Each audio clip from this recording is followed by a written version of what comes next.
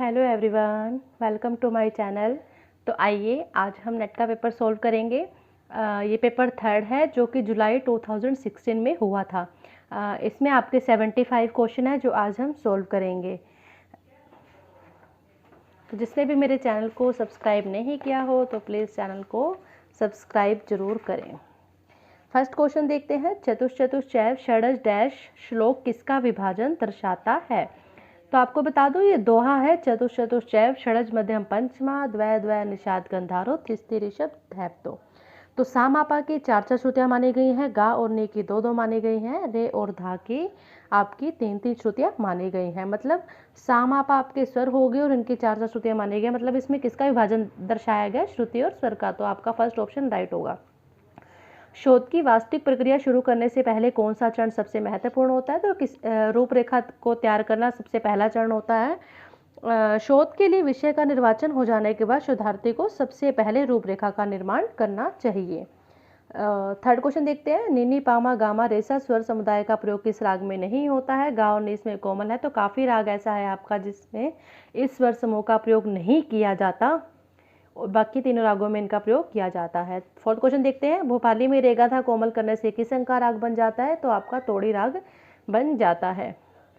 हीराबाई बड़ौदकर का संबंध किस घराने से है? तो किराना घराने से इनका संबंध माना गया है और इनका जो जन्म है 1905 में हुआ। नेक्स्ट क्वेश्चन है। लोचन ने किस ग्रंथ को लिखा? इन्होंने राग तरंगिणी ग्रंथ लिखा जो कि 15वीं शताब्दी में लिखा गया था। सेवंथ क्वेश्चन देखते हैं। निम्नलिखित में से किस समूह में गंधार और दैवत का प्रयोग आरोह में नहीं किया जाता? मतलब आरोह में गा और नी स्वर का, गा और धा स्वर का प्रयोग नहीं किया जाता। तो आपका ऐसा राग है देश और वृंदावनी सरंग। देश जो आपका राग है वो खमास थाट से उत्पन्न राग है और वृंदावनी सरंग जो आपका राग है वो खमास थाट से उत्पन्न राग है। समानुपात तथा संतुलन किसके सिद्धांत है? ये आपके सौंदर्य शास्त्र के सिद्धांत हैं। Next question. निम्नलिखित को सुमेलित कीजिए। मत कोकिला वीणा, त्रितंत्री वीणा, घोषा वीणा, विपंची वीणा। इसमें ये आगे जो दी हुई है इसमें तारों की संख्या दी गई है। मोस्ट इंपोर्टेंट क्वेश्चन है, नेट के पेपर में आपको ऐसा देखने को जरूर मिलेगा। मत कोकिला वीणा में जो तारों की संख्या मानी गई है वो 21 मानी गई है। त्रितंत्री वीणा जैसे कि नाम से ही क्लियर है, इसमें 3 तारे होती हैं। घोषा वीणा में आपकी 1 तार होती है। विपंची वीणा में आपकी 9 तारे होती हैं। तो ये ऑप्शन थर्ड राइट होगा इसका। भरत ने अपने ग्रंथ में कितने रसों का उल्लेख किया? भरत ने अपने ग्रंथ इनका जो ग्रंथ था वो नाट्य शास्त्र था, इसमें इन्होंने 8 रस का उल्लेख किया है। मोस्ट इंपोर्टेंट क्वेश्चन है ये, कई बार नेट में पूछा जा चुका है। पंडित चतुरलाल किस वाद्य को बजाने में निपुण थे? तो ये तबला वाद्य को बजाने में निपुण थे। निम्नलिखित विधाओं को प्रस्तुत करने का सही क्रम क्या है? पहले हम विधाएं देख लेते हैं कौन कौन सी हैं। अलप्ति, रूपकालाप, रागालाप। ये आप सब देख रहे हो, ये अनिबद्ध गान के प्रकार है। तो इसका जो सही क्रम है वो ये है कि आपका रागालाप, रूपकालाप और अलप्ति। और रागालाप में बता दूं क्या होता है, किसी गीत के गाने से पहले गाया जाए उसे हम क्या कहते हैं? रागालाप। इसमें राग के 10 लक्षणों का पालन किया जाता है। रूपकालाप प्राचीन काल में आलाप करने का जो दूसरा प्रकार था वो आपका रूपकालाप था और इसमें गीत के बोल नहीं होते हैं। अलप्ति में आविर्भाव और तिरुभाव को दिखाया जाता है। निम्नलिखित में से कौन सा लोक वाद्य है? तो कमाइचा आपका लोक वाद्य है जो कि राजस्थान का वाद्य है और राजस्थान में गज की सहायता से बजाई जाने वाली एक आपकी वीणा है। राग पटदीप में नी को कोमल करने से कौन सा राग बनेगा? तो राग पटदीप में नी कोमल करने से भीमप्लासी राग बन जाता है। रागनी लोकप्रिय का संबंध किस प्रदेश से है? तो ये हरियाणा प्रदेश से इस रागनी लोकगीत का संबंध है। आप ये तो बहुत इजी क्वेश्चन पूछा गया है इसमें। शारंगदेव ने प्रबंध के कितने अंगों की चर्चा की है? तो इन्होंने 6 अंगों की चर्चा की है। मैं आपको बता दूं 6 अंग कौन कौन से हैं। स्वर, विरुद्ध, पद, तेनक, पाठ और ताल। आगे नेक्स्ट क्वेश्चन फिर से है कि निम्नलिखित को सुमेलित करना है। तो मैं आपको बता दूं कि क्या क्या है इसमें। अभोग, आर्ष भी, आवाप, आनंदी। जो अभोग है आपका ये किसी गीत का चौथा पद्यखंड होता है। नेक्स्ट है आपका आर्ष भी, ये है प्राचीन जाति का नाम। ठीक है। नेक्स्ट है आपका अवाप। अवाप है प्राचीन ताल क्रिया। फोर्थ है आपका आनंदी। आनंदी किसी राग का नाम है। तो आपका जो ये राइट ऑप्शन होगा ये आपका थर्ड है। प्रसन्न किसका नाम है? ये आपके अलंकार का नाम है। Next question. राग सुगराई किस अंग से संबंधित है? ये कांडा अंग से संबंधित है। सही क्रम को चुनना है। पहले देखते हैं क्या दिया हुआ है। दयावती, रौद्री, रक्तिका, रंजनी। पहले आपको पता होना चाहिए ये है क्या। ये श्रुतियों के आपके नाम है। श्रुतियों की संख्या आपकी 22 मानी गई है, तो आपको श्रुतियों के नाम जो है वो याद होने चाहिए ताकि इस टाइप के आप क्वेश्चन को सोल्व कर सके आसानी से। तो दयावती, रंजनी, रक्तिका, रौद्री, ये आपका बिल्कुल सही क्रम है। नेक्स्ट क्वेश्चन, पंडित सोमनाथ ने 22 श्रुतियों को दर्शाने के लिए किस वीणा का उपयोग किया। तो उन्होंने रौद्री वीणा का उपयोग किया था। मानसिंह तोमर के दरबारी गायक कौन है। मानसिंह तोमर के दरबारी गायक जो थे वो नायक बख्शू थे। और जो राजा मानसिंह थे अति गुणी थे, संगीत विद्वान थे और एक ग्वालियर घराने से संबंध भी रखते थे। और ध्रुपद गान के प्रचारक में इनको जाना जाता था और इनके दरबार में अनेक गायक भी रहे हैं, जैसे कि नायक बख्शू हो गए, नायक बैजू हो गए आदि। नेक्स्ट क्वेश्चन पढ़ते हैं। निम्नलिखित में से विषम को चुनिए। साइटेशन, पैरेंथेटिक नोट, सिनोपेसिस और लीडिंग नोट। तो लीडिंग नोट आपका अलग है इनमें से। नेक्स्ट क्वेश्चन देखते हैं। वृत्ति, वृंद, विसर्जितम, विषम पदे। तो जो वृत्ति है उसका जो अर्थ है ताल मार्ग से लिया जाता है, और जो आपका वृंद है वो आपका संयोजन से लिया जाता है। विसर्जितम आपका हाथ का संकेत, और विषम पदी यानी कि आपका ताल जाति से लिया जाता है। इसका ऑप्शन फर्स्ट आपका राइट होगा। पंडित शुभंकर ने संगीत दामोदर कब लिखा। 15वीं शताब्दी में इन्होंने संगीत दामोदर को लिखा था। स्वर में 4 श्रुतियाँ किसके समान होती हैं। तो ये 204 सेंट्स के समान होती हैं। भरत मुनि किसके प्रतिपादक हैं। रसवाद के प्रतिपादक हैं। और कला के सभी रूपों में सर्वाधिक अमूर्त रूप है, सबको ही पता है। तो कला के सभी रूपों में से संगीत को सबसे अधिक महत्व दिया गया है। ध्वनि तरंगों की तीव्रता किस कारक पर निर्भर करती है। तो ये आपकी विस्तीर्णता। मैं आपको बता दूं कि ध्वनि तरंग है वो होती क्या है। किसी वस्तु पर आघात करने से वह वस्तु कंपित होती है, उसे ही ध्वनि तरंग कहा जाता है। रेमा, पाधा, सा, यह स्वरावली किस राग की नहीं है। तो भैरवी राग की स्वरावली नहीं है। निम्नलिखित में से किस कलाकार का आगरा घराने से संबंध है। तो सुमति मुटाटकर ये आगरा घराने से संबंध रखते हैं। वाद्य यंत्रों के उद्गम और विकास के अनुसार सही क्रम को लगाना है कि पहले किस वाद्य का उद्गम हुआ यानी उत्पत्ति हुई और उसका विकास हुआ। तो सबसे पहले बीन का हुआ, फिर सुरबहार का और फिर सितार का। अमान अली खान किस घराना से संबंधित हैं। जो अमान अली खान है ये भिंडी बाजार घराने से संबंधित हैं। अलादिया खां के पुत्र कौन हैं। तो मंजी खां अलादिया खां के पुत्र हैं। कौन सी मूर्छना षडज ग्राम से संबंधित है। आपने नेट के पेपर में देखा ही है कि मूर्छना से संबंधित क्वेश्चन जरूर पूछे जा रहे हैं, इसलिए आपको षडज ग्राम की और मध्यम ग्राम की मूर्छनाओं के नाम जरूर से जरूर लर्न करने हैं।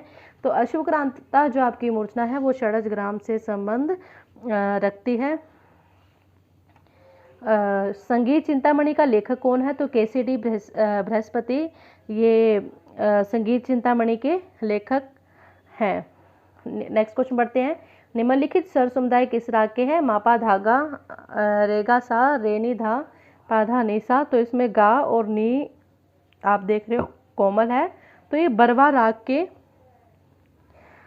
आपको मैं बता दूं बरवा राग का ये स्वर समूह है। और बरवा राग आपका काफी थाट से उत्पन्न हुआ राग है। निम्नलिखित में से कौन सा युग सुमेलित नहीं है। अब्दुल करीम खां, सुरेश बाबू माने, विलायत खां, शाहिद परवेज, महबूब खान, अता हुसैन खां, रहीम सैन, अमृत सैन। तो आपका सेकंड ऑप्शन है ये राइट है, विलायत खां, शाहिद परवेज। नेक्स्ट क्वेश्चन देखते हैं। मध्यम ग्राम का सही श्रुति स्वर भाजन क्या है। तो फर्स्ट देखते हैं 4-3-2, 4-4-3-2, ये आपका षडज ग्राम का श्रुति स्वर भाजन है। नेक्स्ट आप देखते हो 4-3-4-2, 4-3-2। बाकी जितने भी आप देख रहे हो ये सारे रोंग दिए हुए हैं, जबकि ये षडज ग्राम का दिया हुआ है। तो ये क्वेश्चन मतलब जो आंसर दिया हुआ है इसमें रोंग है। जो इसका राइट आंसर है वो ये है कि 4-3-2, 4-3-3-2, क्योंकि जब हम मध्यम ग्राम में पास स्वर की एक श्रुति को कम कर देते हैं, षडज ग्राम में जो इसकी श्रुति संख्या है वो आपकी पा की 4 होती है और मध्यम ग्राम में 3 होती है, एक जो श्रुति संख्या है वो कम हो जाती है। ठीक है, तो इसका राइट आंसर ये है, इसमें गलत दिया हुआ है।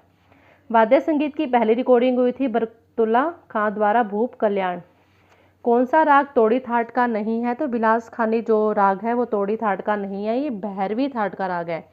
42 क्वेश्चन देखते हैं। रे नीसा मागा रेसा, इसमें आप देख रहे हो गा और नी स्वर कोमल लग रहे हैं, तो बताना है कि स्वर समुदाय किस समूह में समान है। तो ये बागेश्वरी तथा भीमप्लासी में समान है। और आपको जैसा कि पता ही है कि बागेश्वरी तथा भीमप्लासी ये आपके काफी थाट से उत्पन्न राग है।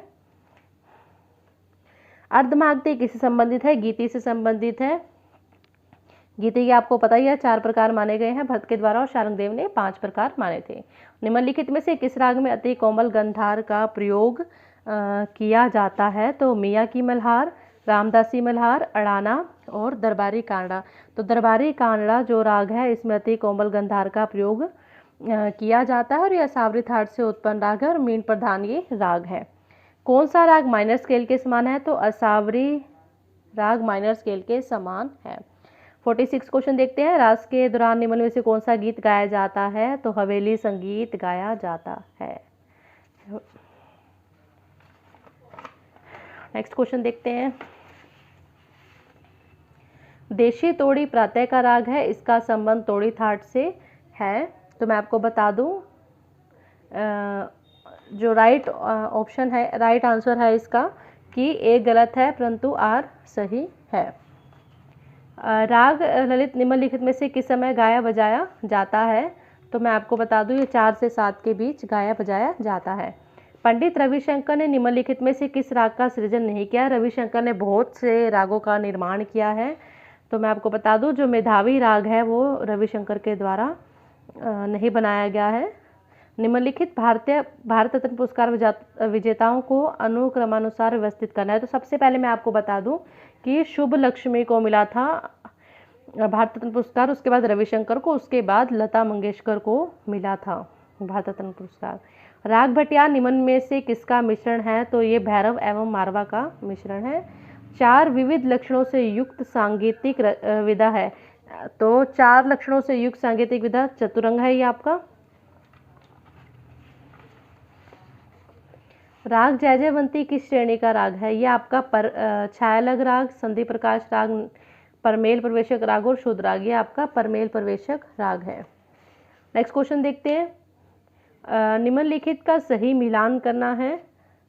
तो जो आपका शुद्ध कल्याण राग है ये आपका इस स्वर समूह से है,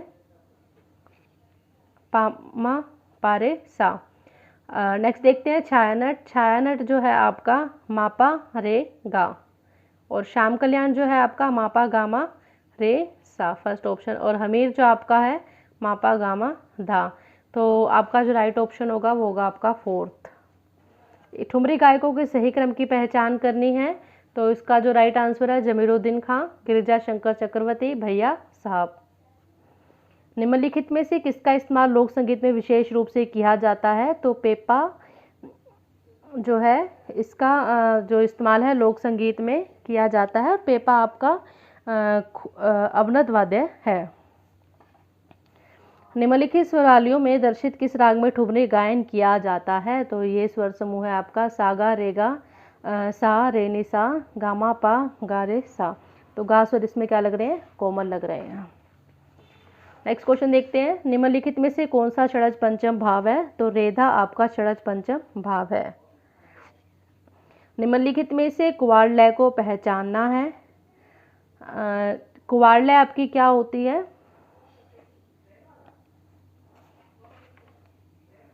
एक सही 1/4, यानी कि 5/4। तो इसमें क्या होता है कि 4 मात्राओं में जब 5 मात्राओं को बोला जाए, तो इसमें से ये ध्यान से पहचानना है, क्योंकि इसमें कन्फ्यूज़न क्रिएट कर रखी है थोड़ी सी। हमें क्या करना है कि 4 मात्राओं में 5 मात्राओं को जब बोला जाता है तो आपकी ये कुवाड़ लय होती है। तो ये 4 मात्राओं में जब 5 मात्राओं को बोला जाए, तो ये कन्फ्यूज़ नहीं होना है इन दोनों में। तो आपका राइट आंसर क्या होगा? 3rd। निम्नलिखित में कालक्रम के अनुसार क्रमबद्ध कीजिए। तो जो आपका राइट आंसर है वो है ग्राम्या गान, गंधर्व गीत और देसी संगीत। यदि कल्याण थाट के रे को एक सेमीटोन नीचे कर दिया जाए तो यह किस थाट में परिवर्तित होगा? तो ये आपके मारवा थाट में परिवर्तित हो जाएगा, और जो मारवा थाट में आपके रे कोमल लगता है और मास्वर तीव्र लगता है। नेक्स्ट देखते हैं। निम्नलिखित को सुमेलित करना है। और रामपुर सहसवान घराने में आपके कौन आते हैं? गुलाम मुस्तफ़ा खान। आगे है मेहर बैंड में अलाउद्दीन खां। आगरा घराने में लताफ़त हुसैन और जयपुर घराने में केसर बाई। तो आपका ये राइट आंसर क्या होगा? सेकंड। नेक्स्ट क्वेश्चन सोल्व करते हैं। निम्नलिखित में से किस राग में केवल 3 स्वरों का प्रयोग होता है? एक मालश्री आपका ऐसा राग है जिसमें सिर्फ 3 स्वरों का प्रयोग किया जाता है। नेक्स्ट क्वेश्चन देखते हैं। निम्नलिखित में से कौन सी जोड़ी सही नहीं है? तो यम और गीत की जोड़ी जो है आपकी सही नहीं है। गीत, गाथा गीत, गायत्र गीत, ये सभी ऋग्वेद काल में संगीत है। इस काल में गीत, वाद्य तथा नृत्य तीनों दृष्टियों का पर्याप्त प्रचलन दृष्टिगोचर होता है। नेक्स्ट क्वेश्चन पढ़ते हैं। नारायणशी किस गायन शैली के अंतर्गत आता है? तो यह आपका लोक गायन के अंतर्गत आता है। किस संगीतज्ञ का उपनाम प्रेम पिया था? तो फ्याज खां मोस्ट इम्पोर्टेंट। मेरुखंड गायकी के लिए कौन से कलाकार प्रसिद्ध है? तो आमिर खां मेरुखंड गायकी के लिए प्रसिद्ध है। इनका जो जन्म है 15 अगस्त 1912 में अकोला में हुआ। निम्नलिखित स्वर सप्तक का 5वां स्वर बताना है। कौन सा? इसमें आपको स्वर दिए हुए हैं, इसमें बताना है कि आपका 5वां स्वर कौन सा है। क्रुष्ट, प्रथम, द्वितीय, तृतीय, 5वां आपका ब्लैंक छोड़ा हुआ है मंद्र, अति, स्वार्य। तो आपका इसका जो राइट आंसर है वो आपका 5th में आएगा चतुर्थ। ये आपका ऑप्शन जो फर्स्ट है ये आपका राइट है। नेक्स्ट क्वेश्चन देखते हैं। सही कूट का चुनाव करना है। समूह गीत रचना का उद्देश्य विभिन्न आवाज़ों को व्यवस्थित रूप में प्रस्तुत करना। ये बात बिल्कुल ठीक है। समूह गीत उत्तरदायित्व, सहयोग, आत्मनियंत्रण तथा जागरूकता की भावना को उद्बुद्ध करते हैं और ये भी ठीक है। और ऑप्शन क्या है इसका? ए और आर जो दोनों सही हैं और तर्क आर जो है वो सही है।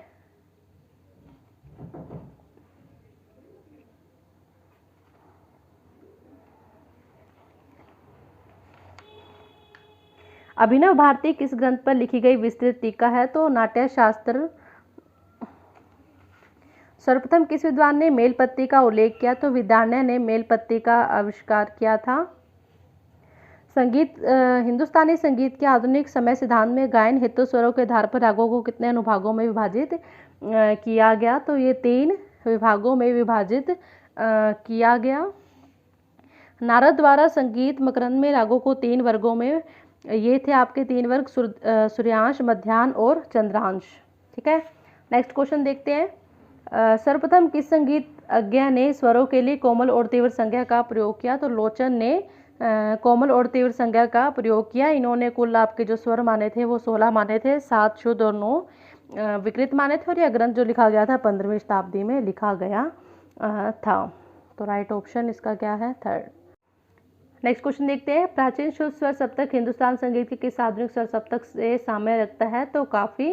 नेक्स्ट क्वेश्चन है। भीमसेन जोशी ने भारत रत्न अवार्ड किस वर्ष में दिया था? तो 2008 में इनको भीमसेन जोशी को भारत रत्न का अवार्ड दिया गया था। Thank you. कमेंट करके ज़रूर बताइएगा आपको वीडियो कैसा लगा। कोई भी सजेशन हो तो कमेंट ज़रूर कीजिएगा। Thank you.